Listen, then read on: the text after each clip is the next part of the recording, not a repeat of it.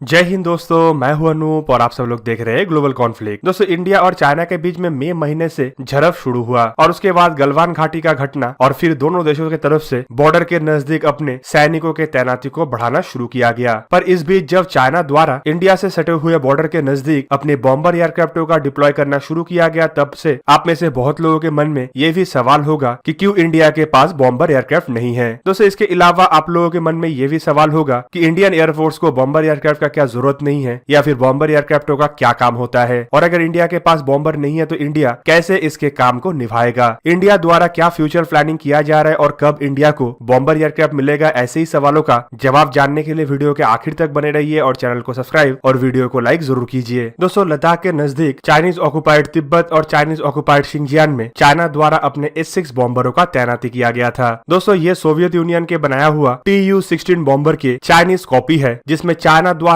हाल ही में कुछ इंप्रूवमेंट करते हुए नया एवियोनिक्स, नया हथियार और नया इंजनों का इंस्टॉलेशन किया गया है। दोस्तों, इन बॉम्बरों के अलावा चाइना की तरफ से H-20 नामक एक बॉम्बर का भी निर्माण किया जा रहा है, जबकि चाइनीज बेड़े में फाइटर बॉम्बर के नाम पे भी कुछ एयरक्राफ्टों का इस्तेमाल किया जाता है। तो ऐसे में सवाल ये भी उठता है कि क्या इंडिया को भी बॉम्बर एयरक्राफ्टों का फ्लीट का जरूरत है। दोस्तों, बेसिकली अगर देखें तो इंडिया का जो मिलिट्री इंटरेस्ट है वो वर्ल्ड वाइड नहीं है। मतलब इंडिया का कोई भी ऐसा इंटेंशन नहीं है कि वो अपने सरहदी सीमा से दूर तक अपने मिलिट्री इंटरेस्ट को फैलाए, जैसे कि चाइना, अमेरिका, रशिया जैसे देशों की तरफ से अपने बेसेस या फिर अपने मिलिट्री बेड़े को दुनिया के अलग अलग हिस्से में भेजा जाता है और एक दूसरे के देशों के मिलिट्री इंटरेस्ट को काउंटर किया जाता है। वैसा इंटरेस्ट इंडिया का फिलहाल तो नहीं है और ये एक कारण हो सकता है जिसके लिए इंडियन एयरफोर्स बॉम्बर एयरक्राफ्टों का इस्तेमाल नहीं करता है। दोस्तों, इंडियन एयरफोर्स के बॉम्बर को लेके फ्यूचर का क्या प्लान हो सकता है और प्रेजेंट में किस तरीके से बॉम्बर एयरक्राफ्टों के जरूरतों को इंडिया द्वारा पूरा किया जाएगा, उसे जानने से पहले चलिए जानते हैं कि किसी भी देश के पास बॉम्बर फ्लीट क्यों होता है। मतलब ये बॉम्बर एयरक्राफ्टों के फ्लीट का जरूरत क्या है और इसका रोल क्या होता है। दोस्तों, बॉम्बर एयरक्राफ्ट के असल रोल होता है दुश्मन के ऐसे टेरिटोरी के ऊपर बॉम्बिंग करना जो पहुंच से काफी दूर हो, और ये डिस्टेंस मोस्टली हजारों किलोमीटर्स में होता है। एग्जाम्पल के रूप में आप अमेरिका के B-2 बॉम्बर को ही देख ले, जो बिना रिफ्यूलिंग के करीबन 10,000 किलोमीटर तक नॉन स्टॉप फ्लाई कर सकता है। और ऐसे बॉम्बरों का इस्तेमाल करके अमेरिका दुश्मन के नजर में आए बिना दुश्मन के टेरिटोरी के अंदर कई हजार किलोमीटर दूर से फ्लाई करके आके बॉम्बिंग करके फिर से वापस अपने बेस तक जा सकता है।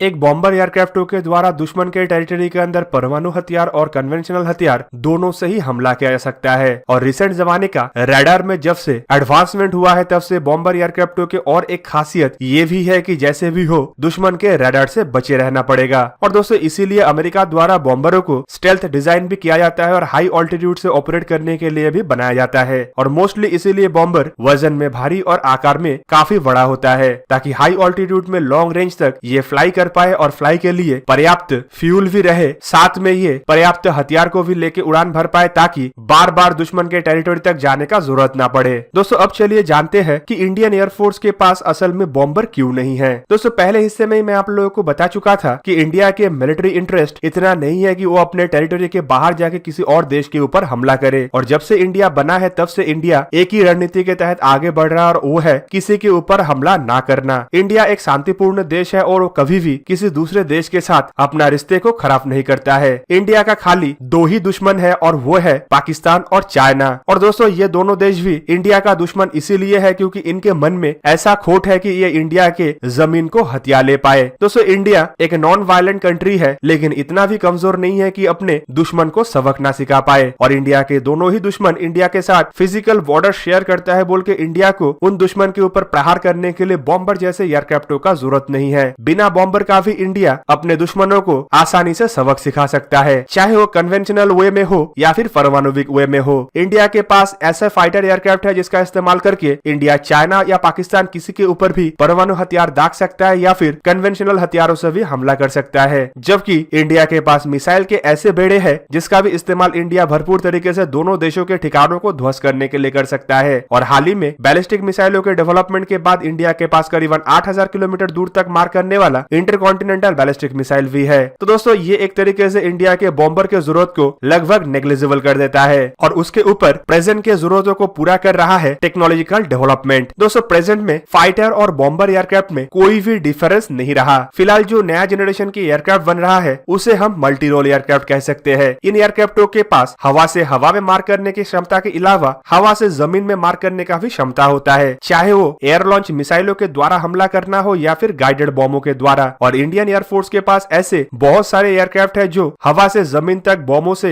हमला कर सके। और दोस्तों इसके अलावा एरियल रिफ्यूलिंग एक ऐसा टेक्नोलॉजी है जो इन फाइटर एयरक्राफ्टों को भी बॉम्बर एयरक्राफ्टों के जैसा रेंज देता है। इंडियन एयरफोर्स के पास जैगुआर जैसे स्ट्राइक एयरक्राफ्ट है जो खास करके दुश्मन के छोटे छोटे टेरिटोरी के ऊपर या छोटे टारगेटों के ऊपर हमला करने के लिए बनाया गया है। जबकि इंडियन एयरफोर्स का सुखोई 30 MKI भारी भरकम बॉम्ब को लेकर भी उड़ान भर सकता है और दुश्मन के टेरिटोरी के ऊपर ताबड़तोड़ हमला कर सकता है। और इंडियन एयरफोर्स के पास जो मिराज 2000 एयरक्राफ्ट है उसका जौहर तो आप लोग 26 फरवरी के दिन देख ही चुके होंगे, जिस दिन हजारों किलो के बॉम्ब के द्वारा पाकिस्तान के टेरिटोरी के अंदर घुस के आतंकी ठिकानों को ध्वस्त किया गया था। इवन इन एयरक्राफ्टों के पास परमाणु हथियारों से लैस हुए हथियारों को लेकर भी उड़ान भरने का क्षमता है। और हाल ही में इंडिया द्वारा फ्रांस से खरीदा हुआ राफेल एयरक्राफ्ट इन एयरक्राफ्टों से भी 2 कदम आगे और ज्यादा आधुनिक है। तो दोस्तों इस तरीके से तो इंडियन एयरफोर्स के रिसेंट के जरूरत एक तरीके से पूरा हो जाता है। पर आए दिन चाइना जिस तरीके से इंडियन ओशन के चारों तरफ अपना कदम को बढ़ा रहा है, इससे आने वाले समय में चाइना का खतरा इंडिया के बाउंड्री से बाहर जाके समुद्र के अंदर और दूर तक फैल जाएगा। मतलब तब जरूरत लंबे रेंज तक जाके दुश्मन के टेरिटोरी के ऊपर हमला करने का भी आ सकता है। खास करके इंडियन ओशन के अंदर चाइनीज एयरक्राफ्ट कैरियर हो या फिर चाइना के बनाया हुआ कुछ ऐसे बेसेस जो चाइना द्वारा डेथ ट्रैप के तहत हासिल किया गया है। तो दोस्तों ऐसे मौके में हम ये भी नहीं कह सकते कि इंडिया के पास जो स्ट्राइक एयरक्राफ्ट है या फिर जो मल्टी रोल एयरक्राफ्ट है वो उतना दूर तक जाके हमला कर सके। दोस्तों ऐसे मौके में इंडिया के पास फिलहाल 2 ऐसा हथियार है जो इंडिया का साथ दे सकता है। उनमें से एक है nuclear power ballistic missile submarine, जबकि दूसरा है एयरक्राफ्ट कैरियर। और दोस्तों इन दोनों हथियारों का इस्तेमाल करके इंडिया समुद्र के अंदर दूर तक जाके दुश्मन के टेरिटोरी के ऊपर हमला तो कर सकता है, लेकिन इन हथियारों का काउंटर भी चाइना के पास है। तो दोस्तों ऐसे मौके में इंडिया द्वारा कुछ और ऑल्टरनेटिवों के ऊपर भी काम किया जा रहा है, जिनमें ब्रह्मोस मिसाइलों को सुखोई 30 MKI में इंटीग्रेट करना एक महत्वपूर्ण डिसीजन था। और हाल ही में इसका एक परीक्षण के बारे में भी आप सुने होंगे, जहां पे एयरक्राफ्ट के टेक ऑफ करने का जगह और एयरक्राफ्टों के द्वारा निशाना लगाया जाने वाले जगह के बीच में डिस्टेंस करीबन 4000 किलोमीटर था।